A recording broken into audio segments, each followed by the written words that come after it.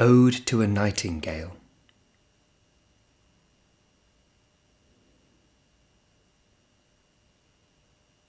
My heart aches, and a drowsy numbness pains my sense, as though of hemlock I had drunk, or emptied some dull opiate to the drains 1 minute past, and Lethe woods had sunk. 'Tis not through envy of thy happy lot, but being too happy in thine happiness, that thou, light-winged dryad of the trees, in some melodious plot of beechen green and shadows numberless, singest of summer in full-throated ease. Oh, for a draught of vintage that hath been cooled a long age in the deep delved earth, tasting of flora and the country green, dance and Provençal song and sunburnt mirth. Oh, for a beaker full of the warm south, full of the true, the blushful Hippocrene, with beaded bubbles winking at the brim and purple-stained mouth, that I might drink and leave the world unseen, and with thee fade away into the forest dim, fade far away, dissolve, and quite forget what thou amongst the leaves hast never known.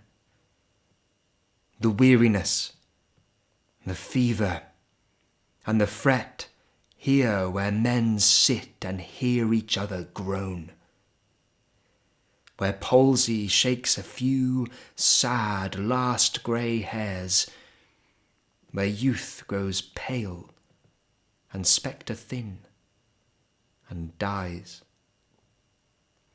where but to think is to be full of sorrow and leaden-eyed despairs, where beauty cannot keep her lustrous eyes, or new love pine at them beyond tomorrow. Away, away, for I will fly to thee, not charioted by Bacchus and his pards, but on the viewless wings of poesy, though the dull brain perplexes and retards. Already with thee, tender is the night, and haply the queen moon is on her throne, clustered around by all her starry fays. But here there is no light, save what from heaven is with the breezes blown through verdurous glooms and winding mossy ways. I cannot see what flowers are at my feet, nor what soft incense hangs upon the boughs, but, in embalmed darkness, guess each sweet wherewith the seasonable month endows the grass, the thicket, and the fruit-tree wild, white hawthorn, and the pastoral eglantine, fast-fading violets covered up in leaves, and mid-May's eldest child, the coming musk-rose, full of dewy wine, the murmurous haunt of flies on summer eves. Darkling, I listen, and for many a time I have been half in love with easeful death, called him soft names in many a mused rhyme, to take into the air my quiet breath. Now more than ever seems it rich to die, to cease upon the midnight with no pain, while thou art pouring forth thy soul abroad in such an ecstasy. Still wouldst thou sing, and I have ears in vain, to thy high requiem become a sod. Thou wast not born for death, immortal bird. No hungry generations tread thee down. The voice I hear this passing night was heard in ancient days by emperor and clown.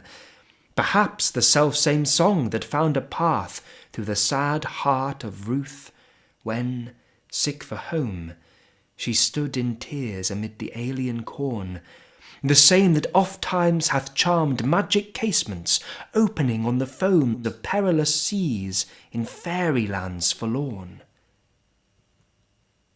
Forlorn.